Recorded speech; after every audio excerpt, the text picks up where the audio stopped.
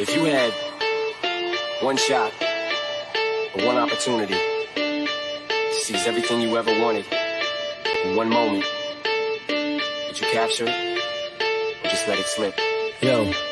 His palms are sweaty, knees weak, arms are heavy. There's vomit on his sweater already. Mom's spaghetti, he's nervous, but on the surface he looks calm and ready to drop bombs. But he keeps on forgetting what he wrote down. The whole crowd goes so loud, he opens his mouth, but the words won't come out. He's choking how? Everybody's choking now. The clock's run out, time's up, over, loud. Snap back to reality. Oh, there goes gravity. Oh, there goes rabbit. He choke. He's so mad, but he won't give up. Daddies, he know he won't have it. He knows his whole back to these ropes. It don't matter, he's dope. He knows that, but he's broke. He's so stacked that he knows when he goes back to this mobile home, that's when it's back to the lab again, yo. This old rhapsody better go back to this moment and hope it don't pass him. Listen, we can talk about the flag, but let's talk about Wait.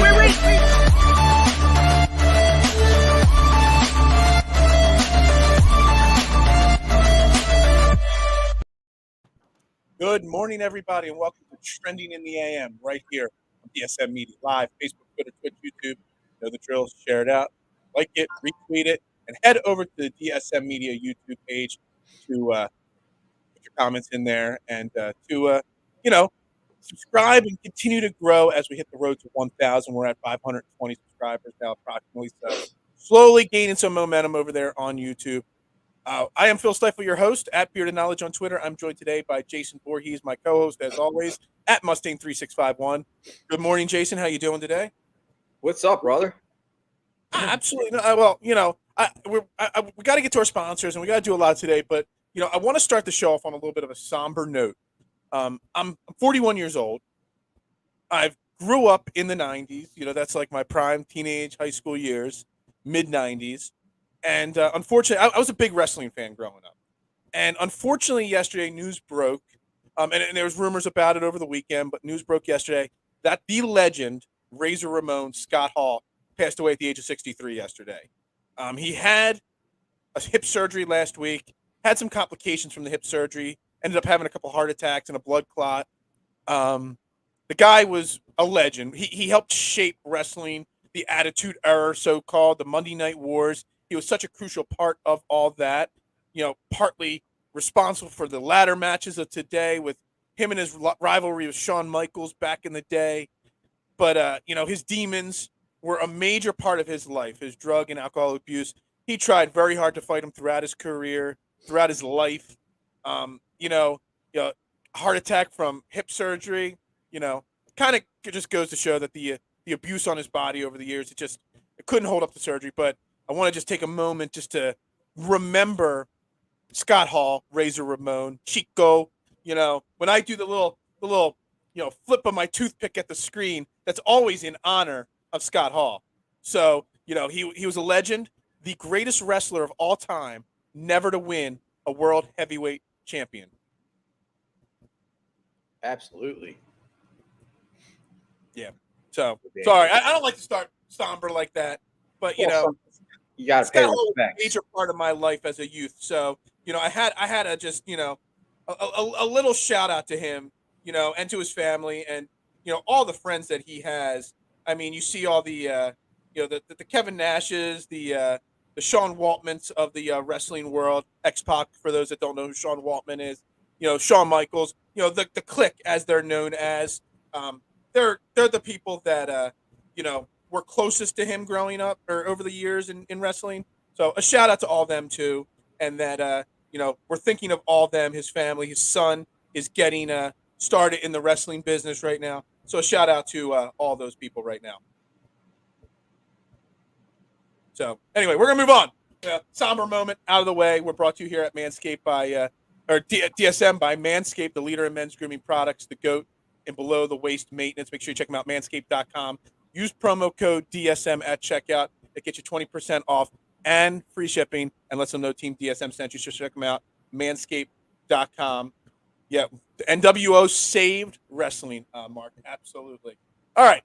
So, Jason, let's get started here. Today is day 2 of NFL free agency. The Eagles came out with a bang yesterday, making a huge signing. Actually, the NFL free agency as a whole came out with a bang, Some people getting some insane contracts. As always, you always see the big over-the-top contracts come out on first day. Teams overreact, pay a little bit too much for certain players. The Eagles did not do that.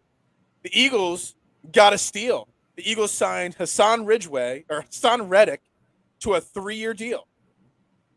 And you just took one of the 3 or 4 best pass rushers in the NFL, put them on the Eagles, the worst pass rushing team in the league last year, and instantly our defense all of a sudden becomes dangerous again. So when you saw the news break that Hassan Reddick was coming home, Temple product, what went through your mind first? I mean, I've been saying this for probably about a year now. I mean, and a lot of people call me a Derek Barnett hater, and that's fine. I'll take that. I'll take that crown. But the bottom line with the Eagles is they've been missing an elite pass rusher, somebody that can get to the quarterback. Hassan Reddick is a guy actually that I believe may have been the Eagles' target in 2017, but obviously he got drafted 1 pick ahead of Derek Barnett. Right. Homegrown talent. I mean, it's kind of a win-win. I mean, you're getting a guy that knows Philly, played at Temple, and he's basically had 23 sacks the past 2 seasons. He had 11 sacks 2021 or 2020, and then 12 and a half this past season. So now all of a sudden, like you said, you're going from having one of the worst pass rushes in the league, and you add one of the top guys in free agency to that, that's your number one target. And I love it. I love the fact that Howie's being aggressive. So, I mean, the first thing that jumped into my mind, obviously, was the wrong thought. And we talked about, I think at the trade deadline last year, there was talk about bringing Hassan Reddick here. That people were saying the Eagles should target him. He had fallen out of favor early in the season last year in Arizona. He ended up falling back into favor and, having a really good season. Was that, he's an outside linebacker in a 3-4 scheme. I'm like, is that really what we need? But the one thing we learned about Jonathan Gannon in the last, 12 months was that his statement of putting round holes into square peg, like he doesn't do that. He changes his scheme to fit what he has. And Hassan Reddick, who was the player that I preached all last year that I wanted on the Eagles? I wanted them to draft him, and how great our defense would have been if he was on the Eagles last year. Micah Parsons, number 11. Parsons? Yeah. Who is Hassan Reddick? Micah Parsons. Micah Parsons. He's that outside linebacker / edge rusher that basically is just going to Von Miller-esque type guy that just wrecks havoc in the backfield. And then once that thought process popped into my head, that basically this is a mature version of Micah Parsons, I'm like, crap, this is an amazing deal. 3 years, $45 million, only $30 million guaranteed for a guy that's going to get you 10 to 15 sacks and 90% less defensive penalties than Derek Barnett. It's a steal. It's a great deal, a great value, and it's fantastic. And it really got the Eagles offseason kicked off with a bang yesterday. I mean, I couldn't say it any better than you just said it. Like, honestly, the best part about making this kind of move is that now in the first round, you can actually be creative. So say a Jobo drops, that's the guy I really want to. I mean, that was the defensive end that I really thought that the Eagles have a legit shot at getting. Which I still think we should go get him. Well, no, and that's where I'm getting. I would love for him to drop to 15 and the Eagles take him, because now all of a sudden what you do is now you have a Jobo in the end. He replaces Barnett, and you can still use Reddick as that hybrid guy. Well, or just so you know, the Eagles have Reddick already listed as a linebacker. Well, so that doesn't eliminate them from drafting. It might actually eliminate them from drafting Devin Lloyd or one of the linebackers in the first round. But that's my point. Now you don't necessarily have to be pigeonholed. Like, say, what I'm getting at is they could be creative. They could still go Devin Lloyd and a Jobo, and I would still be happy, because now you're really building your defense. But my point is that you were aggressive now. You didn't wait for the draft. And then what if you lost out on those guys? Because let's face it, the draft is a crapshoot. Always is. Somebody could go that you really wanted, and then you're stuck with nobody. At least Right. you went and you addressed the position of need. You addressed whether it was linebacker or defensive end, you needed both. And you got a guy that's going to get to the quarterback. That, to me, is a solid. I love it. If you use the word solid to describe it, you're undervaluing how it's above average. It's a great move. Well, I use solid 3 times 3. Okay, so 3 solids equal great. Yeah. Okay, gotcha. That's where I was going. So you didn't let me finish. So 3 solids equal great. But what it also does, even if the Eagles, aren't uber aggressive on the defensive side of the ball in the draft like we want, let's just be honest. We've said this on the show 1,000 times, even during the season. If you have a solid pass rush, all of a sudden it makes your linebackers better, your cornerbacks better, your safeties better. So that's the biggest part of it. It just makes Darius Slay's job 100 times easier. Avonte Maddox 100 times easier.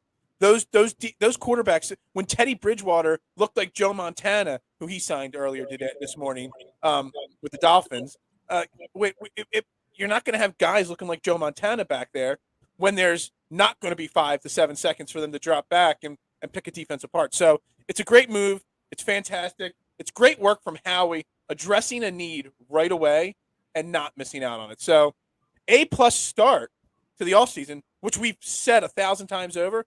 This is one of Howie Roseman's most important off seasons as an Eagles general manager, and he starts it off with a successful A+ bang.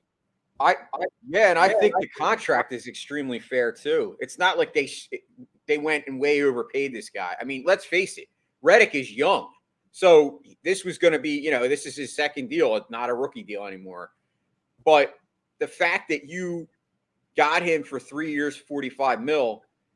At least you're not locked into $20 million defensive end, which is still fairly decent money, obviously. But, I think the fact that he came here, obviously he's a homegrown guy. So I'm sure he kind of, I'm sure he had other offers. I mean, there was probably other teams, sniffing up the tree. But ultimately he comes back to home, and I'm thrilled. I think, like I said, I cannot complain about Howie Roseman. So far, he's made me a happy camper. He's done an A+ job to start out free agency.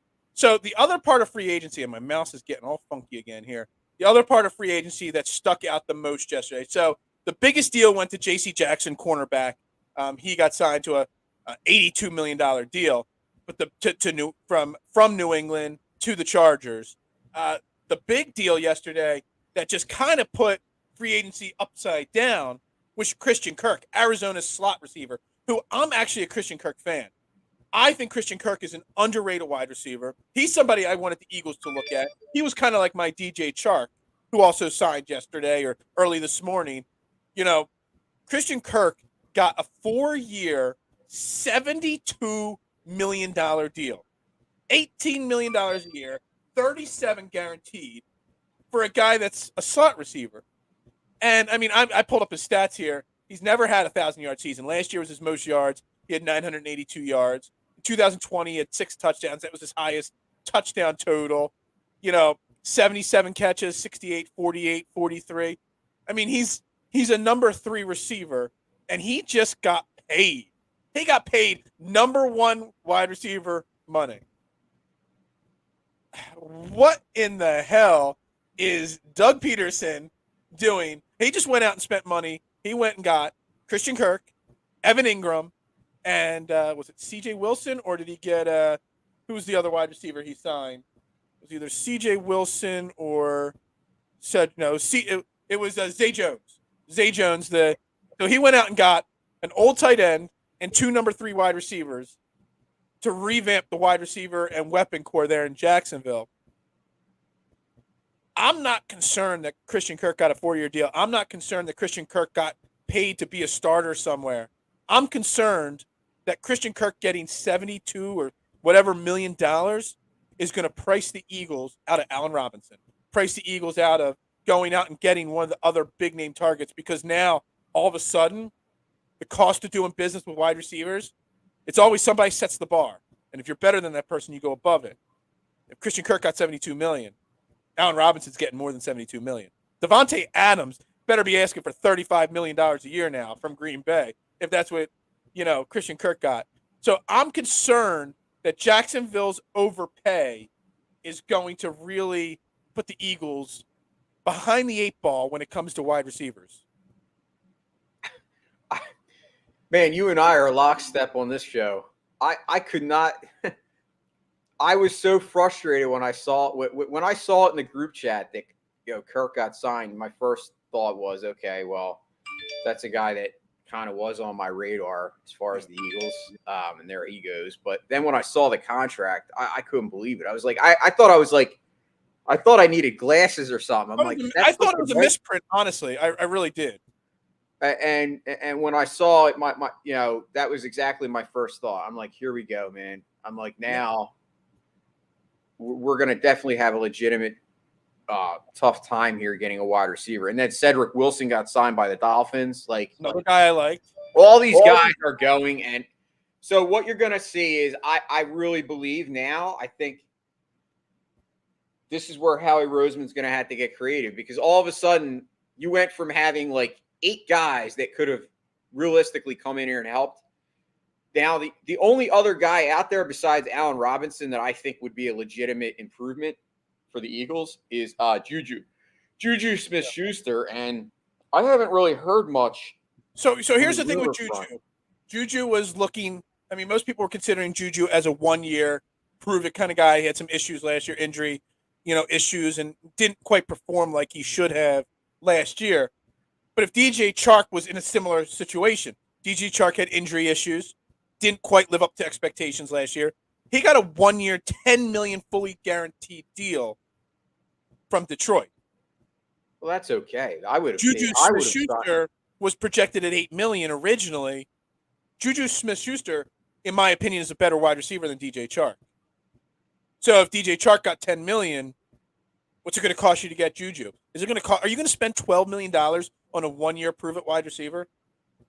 I think if anything, what needs to happen is Juju, Allen Robinson, these other wide receivers. Hold on, these other wide receivers have to continue to price themselves too high, and nobody sign them. There always is, every free agency in football and baseball and basketball, somebody overvalues themselves after the market gets set, and then they end up being available still in June or July, and then they just have to sign a 1-year cheap deal because no one was willing to go that high on them. Don't forget, 2017, the Eagles spent $18 million on Alshon Jeffrey on a 1-year prove-it deal. So $12 million to me is not really that bad.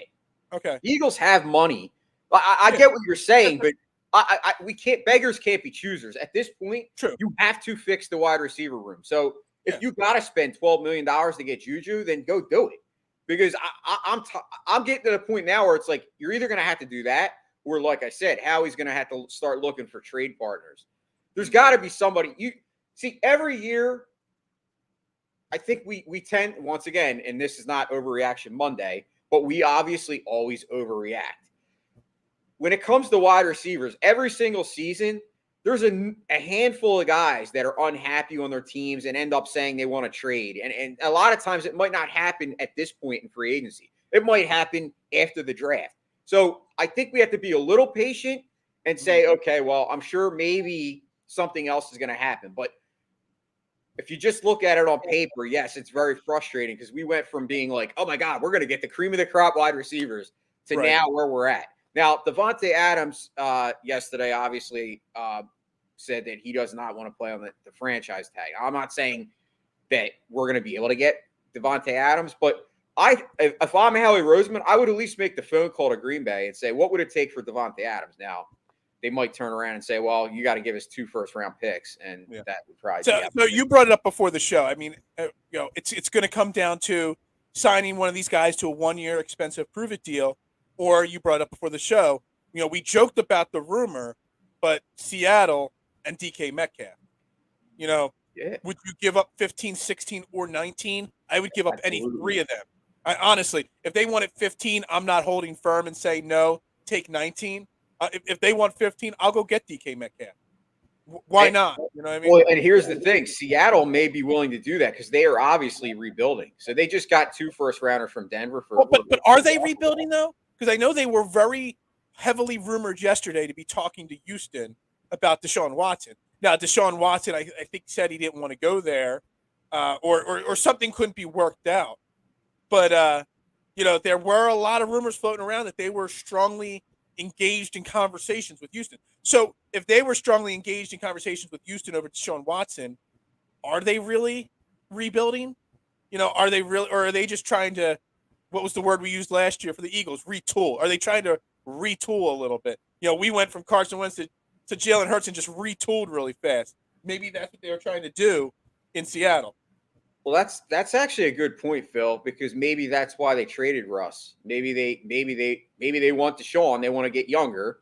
Yeah. And maybe they got 2 first-round picks. Now, I don't think, like you said, it's going to depend on where Deshaun wants to play. Like, honestly, I would love Deshaun Watson on the Eagles, like, if you could get him for the right price. But my fear with Deshaun Watson is that it's going to cost – it would definitely cost 3 first-rounders. I can guarantee that because If Russell Wilson netted 2, Deshaun Watson, whether or not you don't like him as a person and whether or not you're not sold on him now because of his character issues and, the possible, he was reported to have raped or whatever, assaulted these women.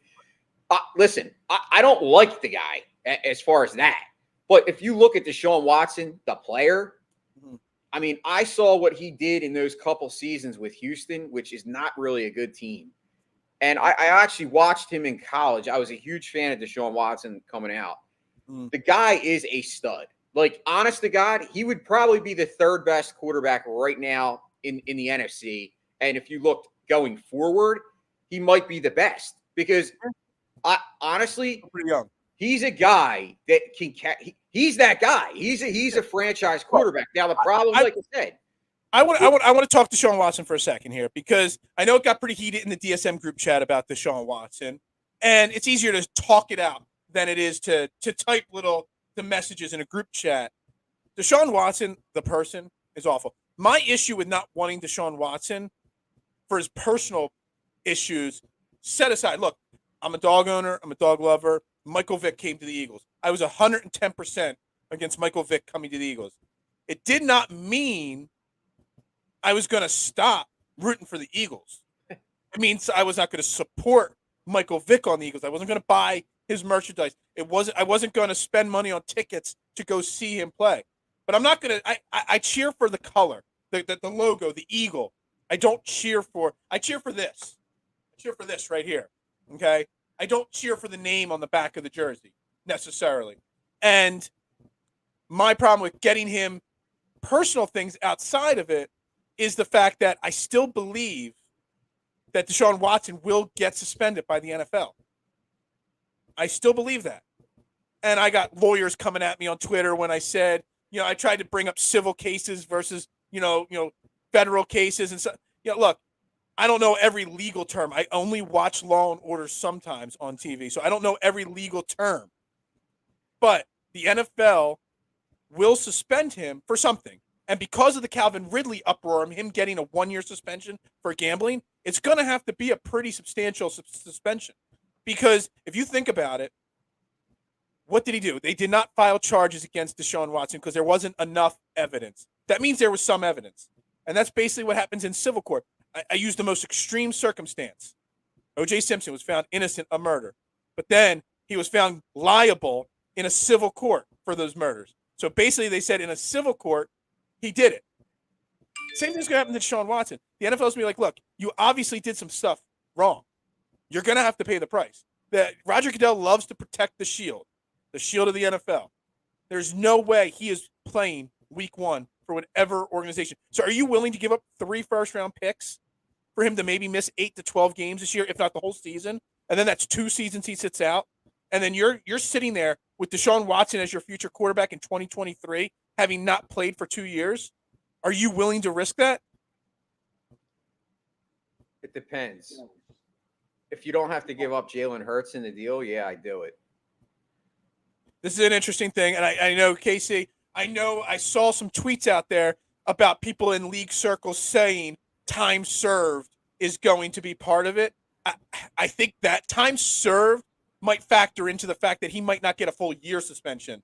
He might get 8 to 10 games, maybe 12 games, and then he appeals and he gets it down to 6 or 8. But I don't think it keeps him from getting to, because he wasn't suspended last year. He was on the ineligible play list or the whatever it was. He was actually active. I think he was on the active roster, actually, and technically, on the 53-man roster of the Texans all last year. So, while he didn't play last year, he was still collecting a paycheck last year. The team chose to basically not. They didn't suspend. So basically, he was one of the inactive guys that didn't dress on Sundays. That's all he was. And that was as per the Texans, not the NFL either. Exactly. Because had he went to another team, it's possible that he would have played last year. Exactly. I'm just saying. But to me, I look at it as a risk-reward type situation. If you truly are the Eagles and you truly are in retool mode even, you're still not necessarily ready to win a Super Bowl this season. Right. So looking at that,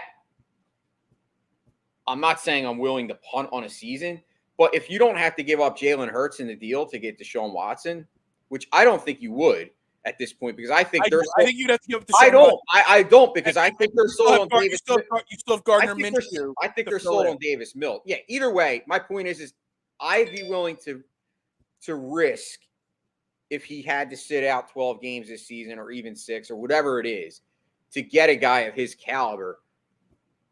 And once again, I know there's people out there that say, well, I don't want Deshaun Watson because of what he did. But I think the perfect example is Michael Vick, who is basically killing dogs. Let's face it, dog fighting is dogs dying. So he was basically killing dogs. Absolutely. And we all, listen, people can change. They can. No matter what your opinions are on anything, let's face it, Michael Vick is actually loved in this town now. Yeah. He did very well as a player, and everybody gets a second chance. You have to determine whether you're willing to be the person to give him his second chance in life. Yeah. And on a football standpoint, sure, if draft picks weren't a factor, if him being suspended weren't part of the equation, dude, everybody gets a second. I've given at my pizza shop plenty of people second chances, current employees, former employees. One of my better employees right now, we fired him 2 years ago. And you know what? A year went by, we brought him back, and now he's my dog sitter, along with being a great employee. So people get second chances. It's, are you willing to take that risk reward with the draft picks, with the suspensions, with everything? Has he really rehabbed himself? Is he not going to have this kind of an issue again pop up? That's another thing. So that's what you have to figure out. Well, I don't know, because I haven't been following it. It's not like I'm obsessed over this Deshaun Watson thing. So I haven't been following every day. There's news on this report or this report. Is he even willing to come to Philly? That's the first question. I think that's the problem. Originally, no, he was not waiving his no trade clause, because his thing right now is he is meeting with the teams before he waives his no trade clause. So he's met with Carolina. He's met with a few teams, and so he has not agreed to meet with Philly yet. Why? But everything keeps pointing to the fact that the Eagles are the team that best fit what he needs, what they need to get him. I don't know. I have no idea why he hasn't done that yet. One of the teams that everybody linked him to, Pittsburgh, they made a trade yesterday. They got Mitchell Trubisky, or signed Mitchell Trubisky, and he's been told he's going to be the starter. So it looks like Pittsburgh's out. He met with Carolina. Carolina is the next most likely destination, in my opinion, for him. They've met, and Carolina's got just as many assets as the Eagles do. I think he's going to go to Carolina. I think the Jets, I read, made an offer. They offered Zach Wilson and a couple first-round picks and a couple second-round picks, and they were told no. They offered their 2 first-round picks this year and next year's first-round pick, and they said no to that. What? But I'm not sure if that's because he did not want to go there. So that's what it comes down to. You've got to have the assets to trade for him, but he's got to want to go there also. So all the rumors, all the reports say that he is not waiving his no trade clause, but to come to Philly. But then more and more rumors keep creeping around that Philly's where he's going to end. I even think he's one of the betting. I think it's Carolina and Philly as the two betting favorites. If you want to place a bet on his next team, I think they're the two favorites right now. So something's going on there in Philly with him. I still think I'm not saying I'm for it or against it. I still think there's a distinct possibility it happens. I think the way you're talking, that now you got me thinking. Like maybe that is what Howie Roseman wanted all along. Yeah. Maybe, you don't go and make a move like Hassan Reddick or Hassan Reddick. You don't have rumors that you almost traded for Calvin Ridley. You're not an uber aggressive GM this offseason unless A, you're super confident that Jalen Hurts could be the quarterback of the future, or you're also bringing in Deshaun Watson, a Pro Bowl, all-pro level quarterback to lead the team. So all signs point to Howie being super aggressive this year. All signs point that if you're going to be aggressive, that means either A, you're 110% sold on Jalen Hurts, which nobody will agree on that one, or you're going to get Deshaun Watson. Because that's what it points to. Uber aggressive means win now. I've said it before, the NFC is winnable. It's either Jalen Hurts or it's Deshaun Watson. Which one's going to give you the best chance of winning that conference? I mean, listen, I love Jalen Hurts. I've talked about it. I mean, I'm a guy that's preached patience, and I think he's definitely capable of improving. But if you're going to ask that question and unless you're a fanboy of Jalen Hurts, to honestly answer that question, you have to say Deshaun Watson. Like, how can anybody in their right mind say that Jalen Hurts is a better talent than Deshaun Watson? Like, realistically, you can't. It's not. Deshaun Watson's already proven that he's done it. Let me explain it to you. The people that say they'd rather Jalen Hurts over Deshaun Watson, like someone like me, is doing one string of things. We see Jalen Hurts' potential. He showed slight improvements last year. I know he looked terrible against Tampa Bay in the playoffs, but he was his first playoff game against Tom Brady, the greatest quarterback of all time. Jalen Hurts showed slight improvements. You have free agency, you have cap money, you have draft picks, you have the ability to build the team. You've got all this potential and all this potential progress, or that these people like me are thinking, or are you going to risk all those picks and all that cap space? I mean, it's going to be a $35 million cap hit for the next 4 years. Are you willing to take the progress and the potential of Jalen Hurts over the question marks of Deshaun Watson's character? And that's all it is.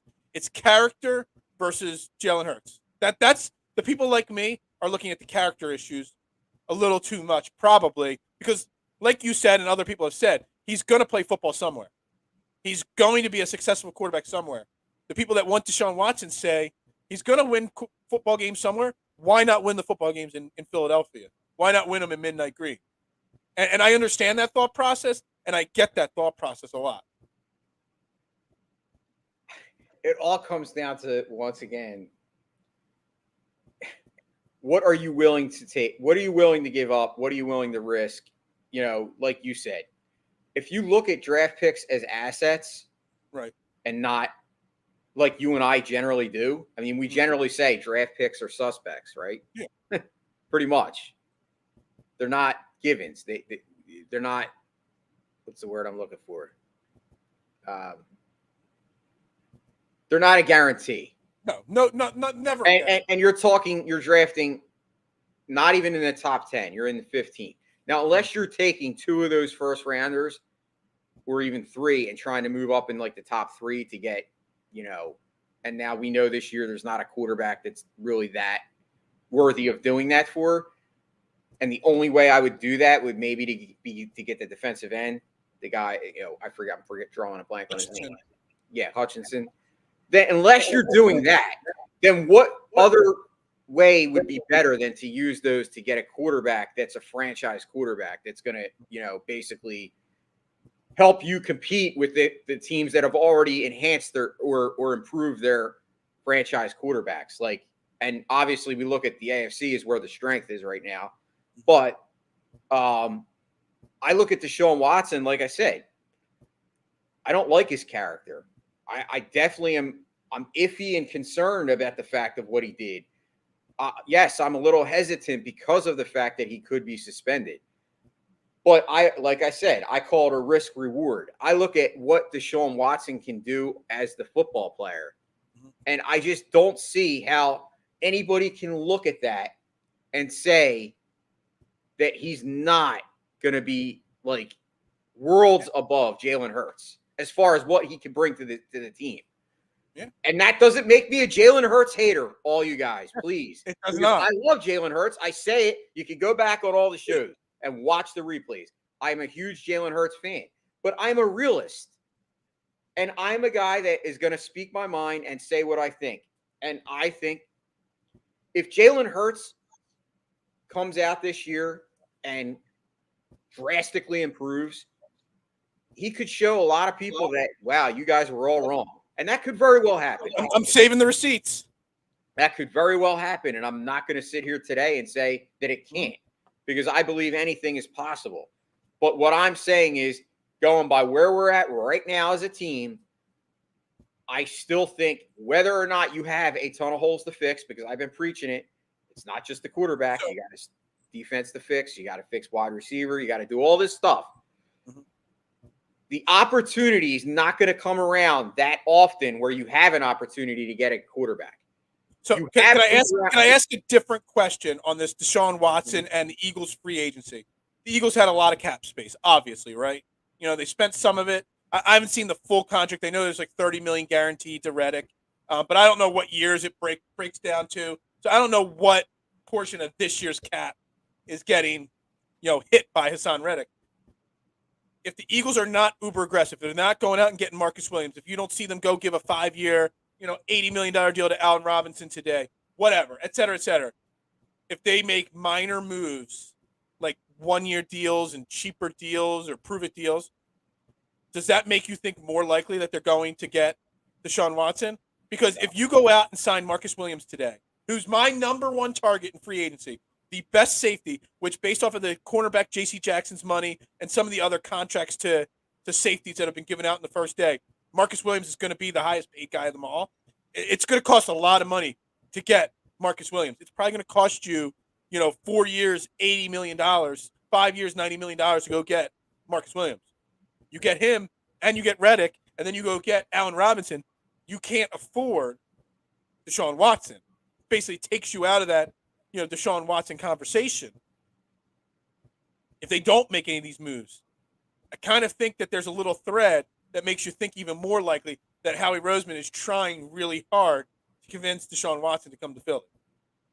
I mean, that makes perfect sense. If they're not spending a lot of money, then that should be a I don't want to call it a red flag, a green flag, that they're definitely looking to make sure that they save money in case they are able to pull off a deal. But there's so many ways to look at this. And I know a lot of – listen, I cheat. Why is he wearing a hat? Sorry. Hold on. I'm going to put a hat on for you, all right? My I'm going to God. join the hat club. There you go. I knocked down my Tommy Green hat, autographed baseball card. That may be the best comment I've ever seen. Yeah. What's up, PS? Remember, occasionally we say we're going to have a comment of the day. That was definitely the comment of the day. Love it. Absolutely love it. You still got 20 minutes. I can't get this hat on straight. Yeah, forget that. Yeah, no. Anyway, where I was going with that whoever was PCEB Sellers is, you just made ruined my the whole day. show with that You just comment. made my day. So anyway, where I Make was sure you hit going, subscribe and thumbs up on the show there, PSEB Ballers. I love it. Yeah. So where was I at? Wrap it up. Wrap this Eagles talk up because we no. got other things to talk about. Yeah, I know. But where was I at? I was saying that now I lost my train of thought. Oh, no. Hey, it was a great first day of Eagles free agency. Can we just wrap it up on that thought? Oh, what I'm saying is that where there's smoke, there's fire. Mm-hmm. The fact of the matter is that I know a lot. Oh, well, you were saying keep Jalen Hurts. You don't want to trade for a quarterback. Listen, opinions can change as things go. I've thought about things a lot. The fact of the matter is that you're not in this position very often where you have 3 first-round picks. Mm-hmm. You're also not in a position where quarterbacks of Deshaun Watson's caliber become available every single year. I know this year, you had Russell Wilson change teams, but Aaron Rodgers didn't leave. Remember, Aaron Rodgers was all in reports. Oh, Aaron Rodgers is going to be available. He's re-signing his team. So quarterbacks that are studs don't become available often because of the fact that they're studs and the teams want to keep them. So I'm looking at this as like almost like, I don't want to say a one-time thing, but it's not going to happen every year. So if you have that chance now, it's like you said, you got to weigh everything. Everything has to factor in. But I'm looking at it as what happens if you don't make that move and Jalen Hurts doesn't get better? Then you're screwed, dude.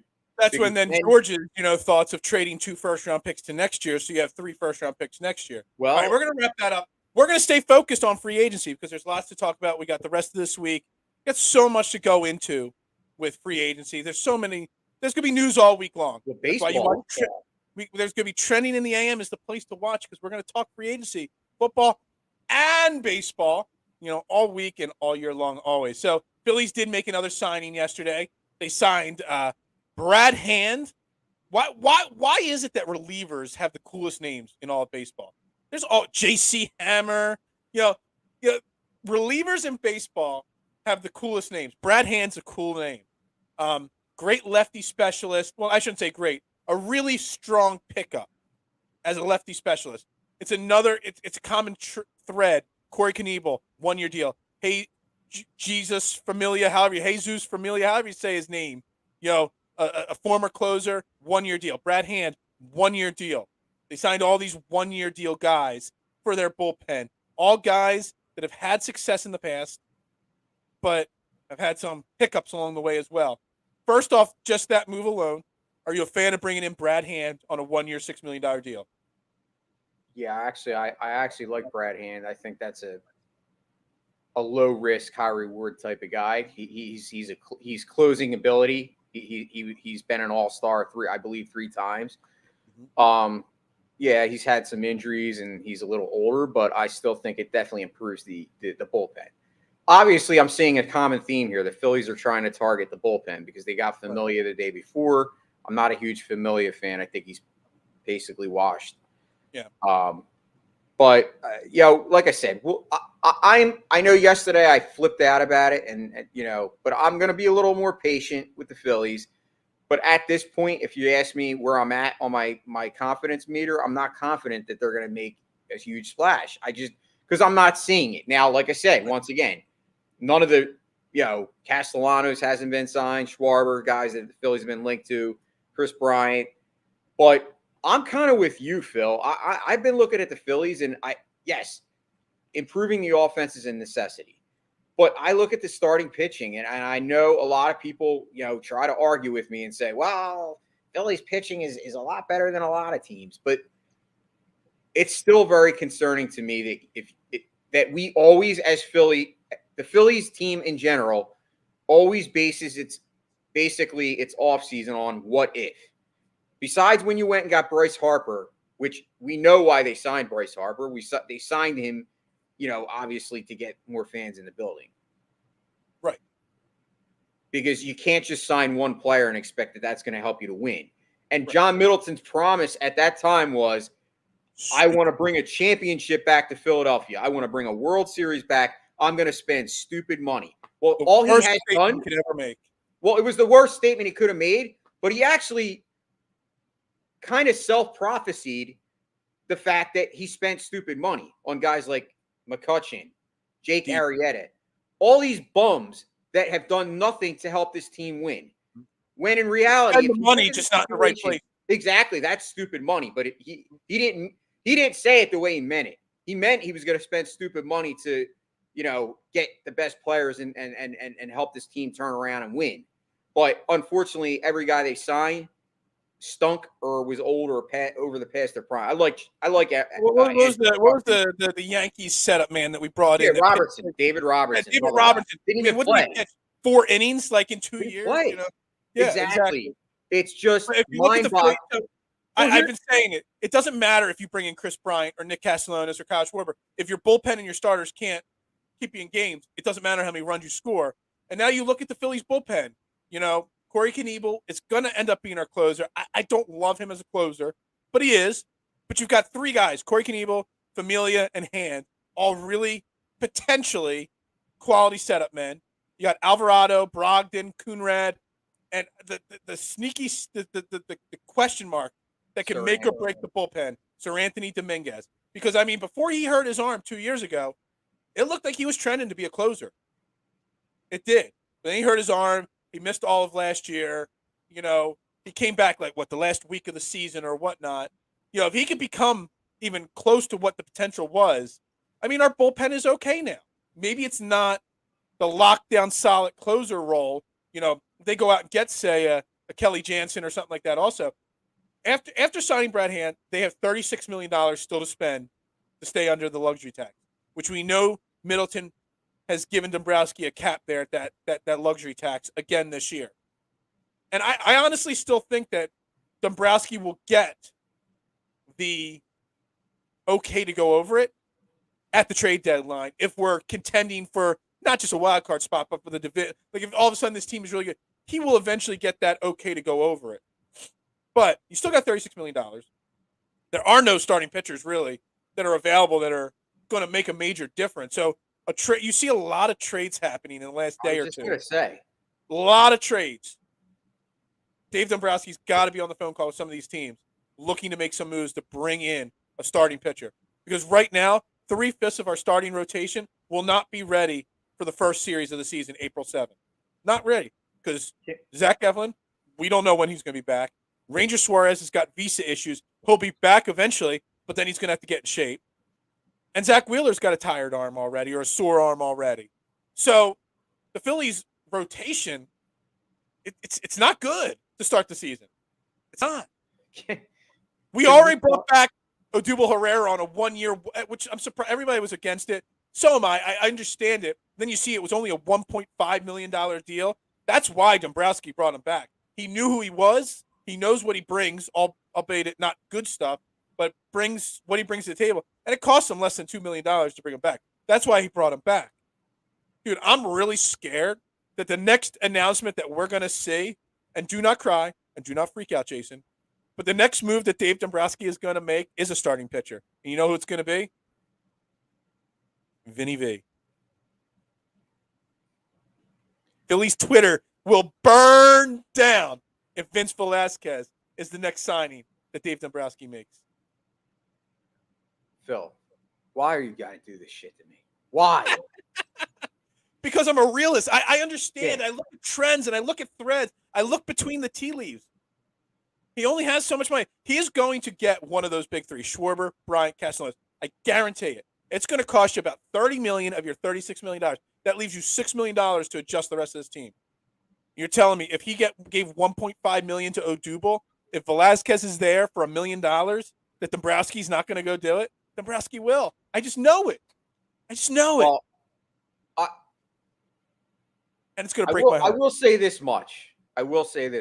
As a Phillies fan, as unhappy and as pissed off as I get with this organization, it could be worse. I could be an A's fan. What in God's name is Oakland doing? What the hell are they doing? But it's ridiculous. That's what pisses me off about Major League Baseball.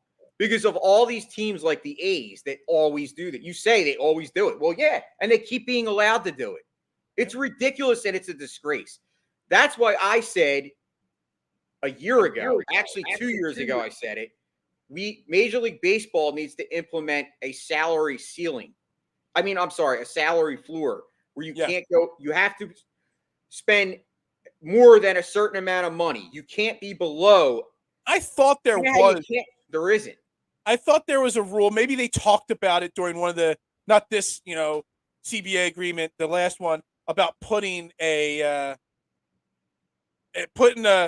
the revenue sharing that goes on, if you don't spend X amount, you get less a percentage of the revenue share. Maybe they talked about it and never implemented it, but I thought there was some kind of rule on the revenue share cut that if you spend too little money, you don't get quite the same amount. I don't know, but that's why teams are doing this. Yeah. The bottom feeders of the league get away with doing this. Yeah. And then it helps that the teams that are willing to spend over the luxury tax, a la LA, the Mets now, the Yankees, the Dodgers. Who am I missing? Atlanta.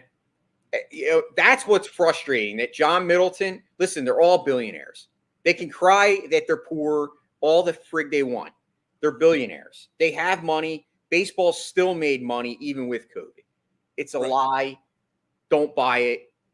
Yeah. And as a fan, it's frustrating when you're going to sit there and tell me, and John Middleton's going to say, well, it's not my fault, which I get it. He's not the actual owner. He's, the partner or whatever you want to call it. Right.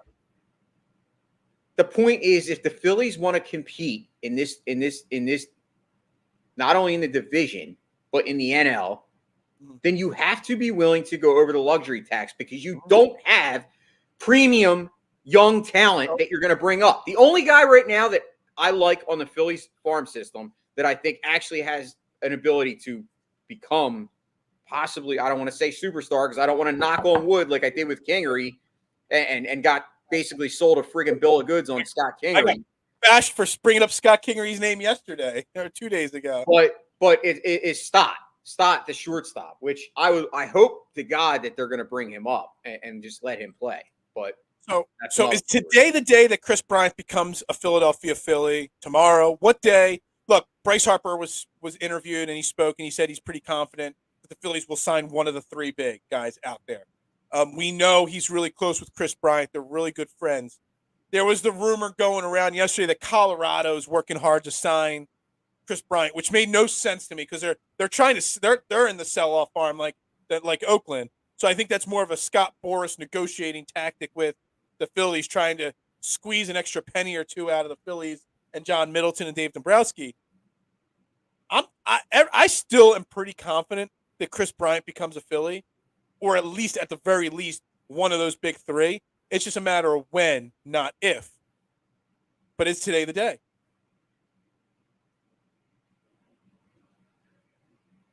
I think Thursday. We're gonna pinpoint it as Thursday. That means in Friday morning show we could talk about it when you're next back on with me. That's why you think it's happening Thursday, right? Because you want to talk about it first with me, right? I do.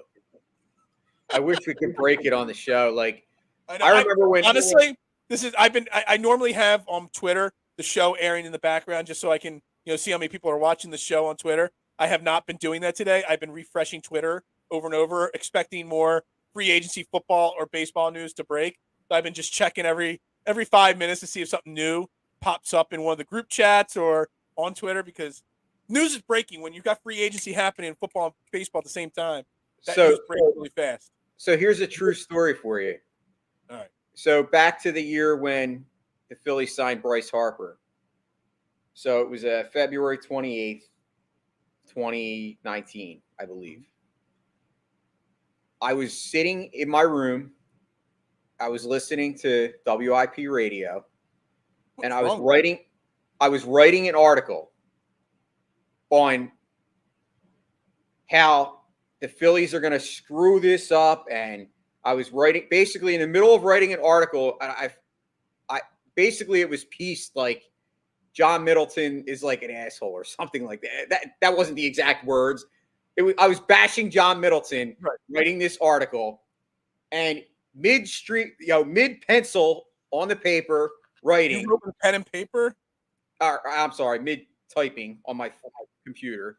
I'm just calling you out for every flaw in your story here. You call me out in the story. Mid typing of the story. Typing? You the typewriter? Jack Fritz on WIP is like, they got Bryce Harper. So the news is announced when I'm in the middle of writing this piece. So instead of just deleting the whole piece, I kept the first part of bashing him, and then I wrote breaking news: Phillies signed Bryce Harper, and it's actually a really good piece. I got a lot of views on it, and a lot of feedback. So, but just that's my true story of when Bryce Harper got traded to the Phillies. I was on a cruise with my wife. And I was sitting poolside drinking beers, and I was on my phone checking Twitter, and I saw somebody on WIP or one of the stations break the news, and a couple hundred people sitting by the pool. Me and one other person on the other side of the pool deck both stood up at the same exact time and went, "Yeah," really loud. And I looked across the deck. I was wearing a Phillies shirt. He was wearing a Phillies shirt, and I pointed to him.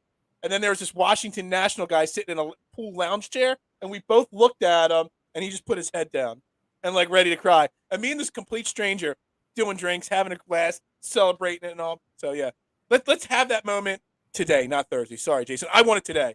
I don't want to wait till Thursday to hear it. I want to hear it today. Sorry. Well, I want to hear some news. I could care less really what day it happens, really, if you want my honest. As long as some news happens, right? I would. I mean, if you ask me, I want Castellanos. That's my. Yeah, I mean, I just like Chris Bryant's flexibility a little bit more. You know, he could play outfield, he could play third base, he could play first base. You know, Castellanos is just an outfielder. But yeah, you know what? Chris If Bryant. you told me that that's the move, that's fine. Chris Bryant also keeps Bryce Harper happy. I like Chris Bryant, but Chris Bryant, you know, his numbers are not what Chris Bryant's name is bigger than what he's been putting up. If you look the last few years, very, he's more of a name value guy. I look at Castellanos. The reason I like Castellanos. Can I give you my Chris Bryant comparison? I said this like last year when we were talking about him at the trade deadline, and I was told I was wrong. Chris Bryant now, we've talked about bringing Chris Bryant to Philly since day one of Bryce Harper being here because of their friendship. Back in the day, when the Phillies tried for two straight or mid-season trade deadlines or off seasons, the Phillies kept trying to bring in Michael Young as a big piece to help us win another World Series. They finally did, but they did it 1 year too late. And Michael Young was the name from Texas from 4 years ago when he was an all-star player, and we got the 2 years too late Michael Young. He was still a really good player, but he wasn't all-star Michael Young anymore. Chris Bryant's the same thing. Chris Bryant is going to get paid $200 million, $300 million off of what he did 3 years ago. Not what he's still a really good player. He's just not 3 years ago good. Yeah, and listen, I have nothing against Chris Bryant, and I think you make a fair point. It'll keep Bryce Harper happy, but to me, I think Bryce Harper will be happy with any of those three. And Nick Castellanos is the guy that I look at when you talk about power. I mean, you're talking about in Citizens Bank, he could hit like 45 home runs a season. Yeah. Like, this is not a guy. We haven't seen a guy like that in the Phillies since friggin' Ryan Howard, like right. Hitting that kind of power potential. Now, I know a lot of people love Kyle Schwarber, but Castellanos is a much better overall hitter. It's not just getting a power bat. You're getting a guy that can put the ball in play. He's going to hit for a much higher average. Schwarber to me is a total analytics nerd. That's like getting lazy in the Olympics. It's like getting fourth place in the Olympics. Just missing out on a medal. I know if Kyle Schwarber comes here, I'll be excited. You know, it'd be nice to see him hit some upper deck home runs at the bank. But he's going to help the offense. But he's not the prize everybody thinks he is. So, you know, whatever. All right, we got less than 2 minutes in the show. I'll let us go into 1 minute overtime here. We got to recap really, really fast. Sixers lost a heartbreaker 114-110 over the Denver Nuggets last night. They came out on fire. They were up close to 20 at one point in the first half. They let the Nuggets hang around. They let the Nuggets come back. And they just fell flat. I mean, let's be honest. It was the second half of a back-to-back road home game. You know, they were in Orlando late. They traveled home. You had to think there was going to be some issues. You know, Joel Embiid, another big game again. You know, James Harden started to shoot a little bit better. Tobias Harris had a good first half. He disappeared in the second half. You know, lots of issues last night. But I'm just going to really quickly close the conversation on the Sixers, and you can tell me, am I right to say, I've been saying it all freaking season long, the ancillary pieces, the bench pieces, not good enough. George Niang playing 25, 30 minutes, not good enough. And again, those exact issues reared their ugly head again last night. I'm right. You're right. You've been saying it. The ancillary moves. I don't think. Here's where I'm at. Like I said, I'm not. I know here's another loss, and now people are like, "Oh, you know, I think the Sixers, they're missing a tough guy.